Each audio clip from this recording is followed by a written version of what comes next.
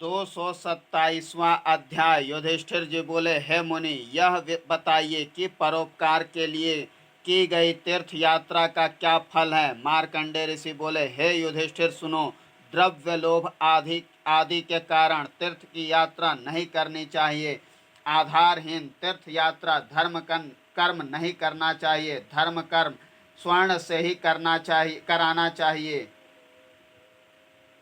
न उत्तम वर्ण से और न ही नीच वर्ण से, क्योंकि नीच वर्ण से काम सह नहीं होता और उत्तम द्वारा कराए जाने पर उस उत्तम वर्ण नर की दुर्गति हो जाती है। क्षुद्र को न तो समझाइश दे, न उच्चिष्ट दे, न हविष्य दे, न धर्मोपदेश दे, न आचरण कराए। जब तप तीर्थ सेवा प्रव्रज्य मंत्र साधन देवताराधन दीक्षा ये स्त्री और क्षुद्र का पतन कराने वाले हैं। सधवा को पति की आज्ञा लेकर ही ये कार्य करने चाहिए।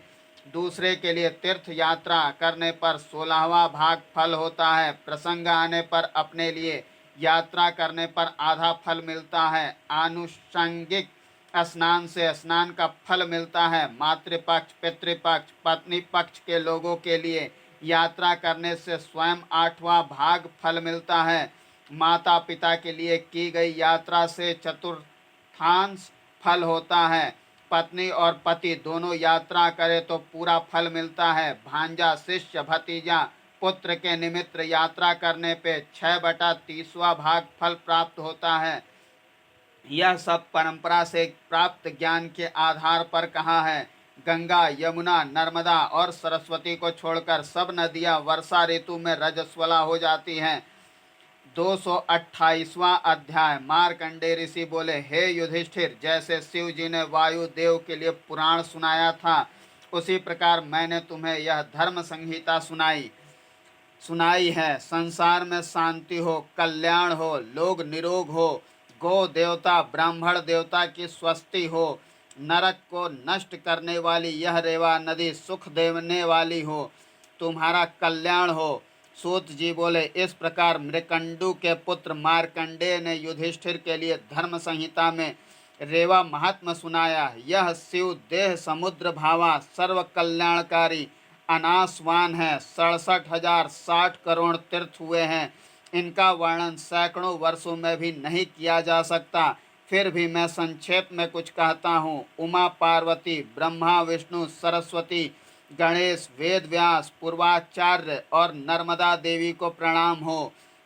रुद्र देव को नमस्कार हो, जो स्वयं विश्वात्मा है। इस रेवा तीर्थ क्रम में मार्कंडे द्वारा कहे गए पुराण संहिता में अध्याय में मार्कंडाश्रम का वर्णन है। इसमें 15 प्रवाहों का वर्णन है, 21 कल्प और उनका मान, मार्कंड संबंधी 7 कल्प और लक्षण, नर्मदा शिव विष्णु का महात्म, प्रलय, ओमकारोत्पत्ति, ओमकार महात्मा, अमरकंटक प्रशंसा, अमरेश्वर तीर्थ, दारुवन दारुकेश्वर, चारुकेश्वर, व्यातिपातेश्वर, पातालेश्वर, कोटि यज्ञेश्वर तीर्थ, वरुणेश्वर, लिंगेश्वर, सिद्धेश्वर, यमेश्वर, ब्रह्मेश्वर, मातृका तीर्थ, सारस्वत, अष्टरुद्र, सावित्र, सोम, शिवखात, महातीर्थ, रुद्रावर्त, ब्रह्मावर्त, सूर्यावर्त, पिपलावर्त, चक्र तीर्थ, नीली संगम, गंगा संगम, त्रिपुरेश्वर, मधुक तृतीयाव्रत, अमरेश्वर तीर्थ में देह त्याग की विधि, ज्वालेश्वर, टाला संगम, शक्र तीर्थ, सुकावर्त, हंस तीर्थ, अम्बरीश तीर्थ, महाकालेश्वर, मातृकेश्वर, भृगुतुंगा, भैरव महात्मा, चपलेश्वर, चक्रपाणी महात्मा, कावेरी संगम, कुबेरेश्वर, वाराही संगम, चंडवेगा संगम, चंडेश्वर, एरंडी संगम, एरंडेश्वर, पितृतीर्थ, ओमकार तीर्थ की उत्पत्ति और महात्मा, कोटि तीर्थ, काखट तीर्थ, जम्बुकेश्वर, सारस्वत, कपिला संगम, कपिलेश्वर, दैत्य सूदन तीर्थ, चक्र तीर्थ, वामन तीर्थ आदि तीर्थ हैं। कपिला संगम पर 1,00,000 तीर्थ हैं। स्वर्ग और नरक के लक्षण, शरीर व्यवस्था, गोदान का महत्व, अशोक वनिका तीर्थ, मतंगाश्रम, अशोकेश्वर तीर्थ, मातंगेश्वर, मृगवन, अंगारक तीर्थ, मेधवन, देवी के नामों का वर्णन, कुब्जा संगम, कुब्जेश्वर, बिल्वामृक तीर्थ स्वर्णदीप हिरण्यगर्भा संगम द्वीपेश्वर यज्ञेश्वर मांडव्याश्रम विशोका संगम वागीश्वर तीर्थ और संगम सहस्त्रावर्त तीर्थ सौग्रंथिक तीर्थ सरस्वती संगम ईशान तीर्थ त्रिदेव तीर्थ शूलखात ब्रह्मोत शांकर तीर्थ सारस्वत तीर्थ सहस्त्र यज्ञ तीर्थ कपाल मोचन अग्नि तीर्थ यम तीर्थ वराह तीर्थ देव तीर्थ सहस्त्र यज्ञ तीर्थ शुक्ल तीर्थ दीप केश तीर्थ विष्णु तीर्थ योधनपुर तीर्थ नर्मदेश्वर तीर्थ वरुणेश्वर तीर्थ मारुत तीर्थ योगेश्वर तीर्थ रोहिणी तीर्थ दारू तीर्थ देवगुहा नर्मदेश्वर कपिला तीर्थ करंजेश्वर कुंडेश्वर पिपिलादेश्वर विमलेश्वर पुष्कर जी संगम शूलभेद तीर्थ प्रशंसा अंधक पराक्रम वर्णन देवाश्वासन दान और अंधक वध शूलभेद की उत्पत्ति दान पात्रों की परीक्षा दान धर्म की प्रशंसा ऋषि श्रृंग का वर्णन दीर्घ तपा का सपरिवार स्वर्ग गमन भानुमति की सदगति संवर का स्वर्ग गमन शूलभेद का महात्मा कपिलेश्वर तीर्थ मोक्ष नदी संगम विमलेश्वर उल्लूक तीर्थ पुष्कर जी संगम आदित्येश्वर भीम कुल्या संगम भीमेश्वर मार्कंडेश्वर पिपलेश्वर कोरिटेश्वर इंद्रेश्वर अगस्तेश्वर कुमारेश्वर व्योमेश्वर वैद्यनाथ केदारेश्वर मानवेश्वर मातृतीर्थ धर्मेश्वर लुकेश्वर धनद तीर्थ जटेश्वर मंगलेश्वर गोपेश्वर गोपतीर्थ कपिलेश्वर मणिनागेश्वर मणिनदी संगम तिलकेश्वर गौतमेश्वर भीमेश्वर चंद्रेश्वर अश्वावती संगम वटेश्वर नारदेश्वर वैद्यनाथ कपिश्वर कुंभेश्वर रामेश्वर लक्ष्मणेश्वर महेश्वर मत्स्यकेश्वर अप्सरेश्वर दधिस्कंद मधुस्कंद नंदीकेश्वर वारुण पाणकेश्वर हनुमंदीश्वर पूर्तिकेश्वर कुबेरेश्वर सोमेरेश्वर रेवोरी संगम नंदाहृद तीर्थ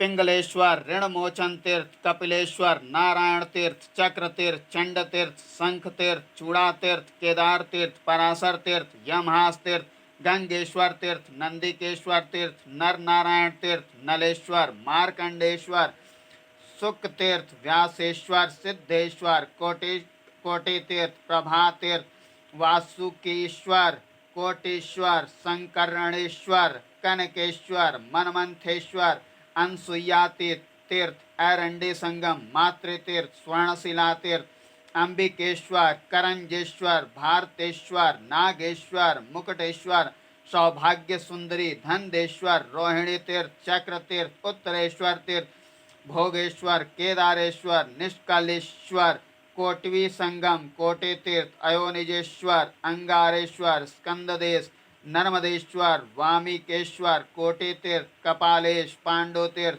त्रिलोचन तीर्थ कपिलेश्वर कंबुकेश्वर प्रभास तीर्थ कोटनेश्वर इंद्रेश्वर व्यालेश्वर देवेश्वर शुक्रेश्वर नागेश्वर गौतमेश्वर अहिलेश्वर रामेश्वर मोक्ष तीर्थ कुशलवेश्वर नर्मदेश्वर नर्मदा सागर संगम संगमेश्वर धौरादित्य अयोनिज तीर्थ पिंगलेश्वर तीर्थ भृगुवेश्वर तीर्थ दशाश्वमेध तीर्थ कोटि तीर्थ मर्कंडेश्वर ब्रह्म तीर्थ आदिवराह तीर्थ आशापुरा तीर्थ कौबेर तीर्थ मारुत तीर्थ वरुणेश्वर यमेश्वर रामेश्वर कर्कटेश्वर शक्रेश्वर सोम तीर्थ नंदाहृद वैष्णव तीर्थ चक्र तीर्थ रामकेशव तीर्थ रुक्मणी तीर्थ शिव तीर्थ जयवराह तीर्थ भस्माहिक तीर्थ अंगारेश्वर तीर्थ सिद्धेश्वर तापेश्वर सिद्धेश्वर वरुणेश्वर पराशरेश्वर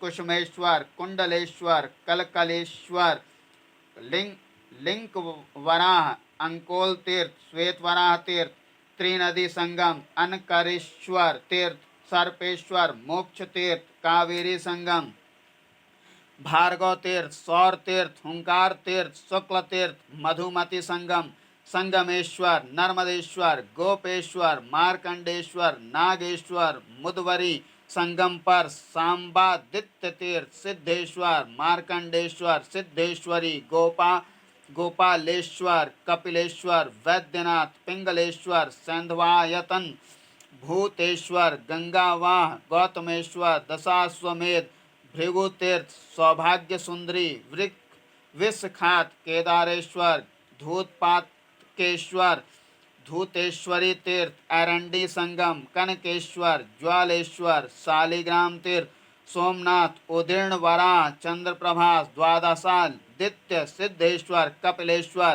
त्रिविक्रम, विश्वरूपेश्वर, नारायणेश्वर, मूल श्रीपति, चौल श्रीपति, देवतीर्थ, हंस तीर्थ, प्रभास, कंठेश्वर, अट्ठासेश्वर, भूर्भुआ स्वरेश्वर, शूलेश्वरी, सारस्वत, दारुकेश्वर, आश्विन तीर्थ, सावित्री तीर्थ, बालखिलेश्वर, नर्मदेश्वर, मातृतीर्थ, देवतीर्थ, मत्स्यकेश्वर, सिखी तीर्थ, कोटे तीर्थ, कोटेश्वरी, पैता महतीर्थ, मांडव्येश्वर, नारायणेश्वर, अक्रूरेश्वर, नर्मदेश्वर, मातृतीर्थ, कुररी तीर्थ, ठोठेश्वर, 10 कन्या तीर्थ, स्वर्णबिंदु तीर्थ, ऋणमोचन, भारभूतेश्वर, सुंडीश्वर, एक सालेश्वर, डिंडीपाणी, अप्सरेश्वर, मुन्यालय, मार्कंडेश्वर, गणता देवता, अमलेश्वर, कंठेश्वर, आषाढ़ी तीर्थ,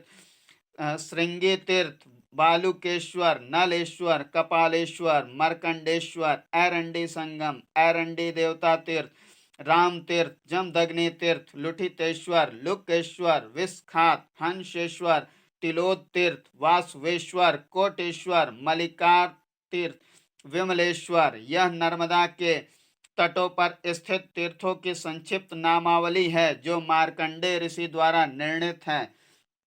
इस तीर्थावली से सबका कल्याण हो। इसका एक बार जाप करने से एक दिन के पाप नष्ट होते हैं।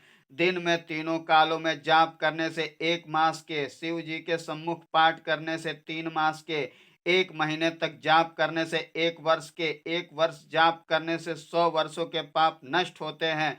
और श्राद्ध के समय ब्राह्मणों के सामने पाठ करने से गया में किए श्राद्ध के बराबर पुण्य होता है। पूजा के समय देवताओं के सम्मुख पाठ करने से सभी देवता तृप्त होते हैं और पूरा कुल पवित्र होता है। 229वां अध्याय। मार्कंडेय ऋषि बोले, जिन तीर्थों के नामों से तीर्थावली कही गई है उन तीर्थों की संख्या बताने वाले तीर्थ स्तवकों के बारे में कहता हूँ, जो युधिष्ठिर की जिज्ञासा शांत करने के लिए पूर्व में कही थी।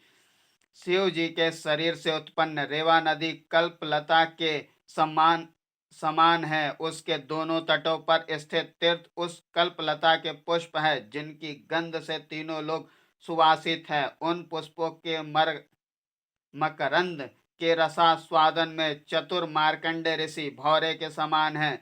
मुनियों में श्रेष्ठ भृगु कुलोत्पन्न मार्कंडेय ऋषि इन तीर्थ स्तवक रूपी पुष्पों की माला को अपने वक्षा स्थल में धारण करते हैं। उन तीर्थ स्तवकों के बारे में ओमकार तीर्थ से आरंभ करके आप सब ऋषियों को बताता हूँ, जो कि पश्चिम समुद्र पर पूरी होती है। इस नदी के दोनों तटों पर 35 नदी संगम, 400 प्रसिद्ध तीर्थ, 300 शिव तीर्थ हैं। उनमें से 10 मार्कंडेश्वर, 10 आदित्येश्वर, 9 कपिलेश्वर, 8 सोमेश्वर, 8 नर्मदेश्वर, 8 कोटेश्वर, 7 सिद्धेश्वर, 7 नागेश्वर, 7 अश्विनेश्वर, 7 आवर्त, 5 केदारेश्वर, 5 सक्रेश्वर, 5 वरुणेश्वर, 5 कुबेरेश्वर, 5 देवतीर्थ, 4 यमेश्वर, 4 अंगारेश्वर, 4 सारस्वत, 4 दारुकेश्वर, 3 गौतमेश्वर, 2 रामेश्वर, 3 कपिलेश्वर, 3 हंस तीर्थ, 3 मुख्य तीर्थ, 3 विमलेश्वर, 3 सहस्त्र यज्ञ तीर्थ, 3 भीमेश्वर, 3 स्वर्णदीप, 2 धौतपापेश्वर, 2 करंजेश्वर, 2 ऋणमोचन, 2 स्कंदेश्वर, 2 दशाश्वमेध, 2 मनमंथेश्वर, 2 भृगुतीर्थ, 2 नंदिकेश्वर, 2 गोपेश्वर, 2 मारुतेश्वर, 2 शुक्ल तीर्थ, 2 अप्सरेश्वर, 2 पिपलेश्वर, 2 मांडव्येश्वर, 2 दीपेश्वर, 2 प्रहोत, 2 उत्तरेश्वर, 2 अशोकेश्वर, 2 योधनकर, 2 रोहिणी तीर्थ, 2 लुकेश्वर, 119 एक एक संख्या वाले तीर्थ, अस्तवक में 214 ये शैव तीर्थ हैं। आगे वैष्णव तीर्थों के बारे में सुनो। वैष्णव तीर्थ 28 है, उनमें से 6 वराह तीर्थ, 4 चक्र तीर्थ, 18 शेष तीर्थ, इनके अतिरिक्त 4 और ब्रह्मोत्सव तीर्थ हैं। शाक्त तीर्थ भी 28 है, उनमें से 7 मातृ तीर्थ हैं, जिनमें से तीसरे तीर्थ में ब्राह्मी, दूसरे में वैष्णवी और शेष में रौद्री शक्ति अधिष्ठित है। यद्यपि कोई भी तीर्थ शक्ति रहित नहीं है, फिर भी इन तीर्थों में विशेष होने से पृथक गणना की गई है। इसी प्रकार एक तीर्थ क्षेत्रपाल से अधिष्ठित है। इस प्रकार प्रधानता के साथ तीर्थावली कही गई है। यह तीर्थ रत्नावली नर्मदा के दोनों किनारों पर स्थित है। इस रत्नावली के मध्यमणि स्वरूप शिव जी हैं, वही ब्रह्मा है, वही विष्णु है, वही आदि पुरुष है। उनके तेज से यह तीर्थावली दीप्तिमान है, महापापों का नाश करने वाली है। जो इस रत्नावली को हृदय में धारण करता है, वह बाह्य अभ्यंतरों पापों से लिप्त नहीं होता। उसे देवता प्रणाम करते हैं, मुनिगण सम्मान करते हैं, नर्मदा और सभी देवता बधाइयाँ देते हैं। 230वां अध्याय। सूत जी बोले, पूर्व में नाम कथन करके रेवा तटाश्रित तीर्थों का क्रम कहा गया है, जैसा कि मार्कंडेय ऋषि ने युधिष्ठिर के लिए कहा था।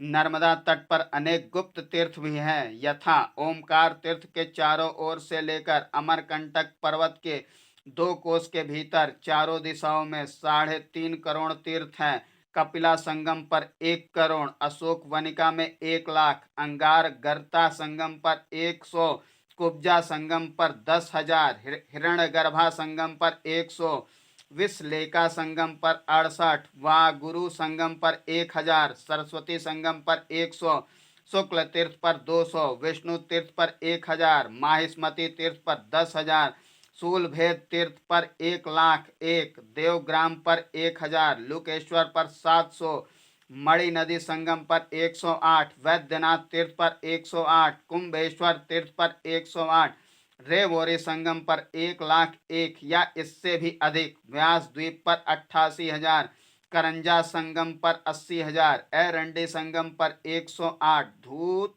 पापेश्वर तट पर 68, स्कंद तीर्थ पर 100, कोहनेश्वर तीर्थ पर 68, कोरिलापुर पर 1.5 करोड़, रामेश्वर पर 1001, अमाहक पर 1000, शुक्ल तीर्थ पर 108, प्रत्येक संगम पर 108, किंतु कावेरी संगम पर 500 है। कावेरी संगम की यह विशेषता है, इसे पर्व के समय मोक्ष तीर्थ कहते हैं। भृगु क्षेत्र में 1 करोड़ तीर्थ हैं। भारभूत तीर्थ पर 108, अक्रूरेश्वर तीर्थ पर 150, रेवा सागर संगम स्थित विमलेश्वर तीर्थ पर 10,05,000 तीर्थ है। सूत जी बोले, इस प्रकार मैंने रेवा का महात्मा बताया है, जैसा कि पूर्व में मार्कंडेय ऋषि ने युधिष्ठिर को बताया था। इस तीर्थभूत पर रेवा पर स्थित तीर्थों और तीर्थ कदम्बकों को प्रधानता से बताया है। यह नर्मदा चरित अत्यंत पवित्र और पापनाशक है। रेवा नदी 7 कल्पों तक रहने वाली है। यह मेकल कन्या अजर अमर अमृत रूप देवी है, दैत्यों का नाश करने वाली है, महावैभव वाली है, शिव जाह्नवी है, और इसमें जिसकी भक्ति है वह भी अजर अमर हो जाता है। रेवा नदी पर 60 करोड़ 60,000 तीर्थ स्थित हैं। नदियाँ तो हजारों हैं, तीर्थ भी हजारों हैं, किंतु नर्मदा की बराबरी कोई नहीं कर सकता। मैंने आप सबको वही सब बताया है जो हंस के मुख से वायु ने सुनकर ऋषियों को बताया था।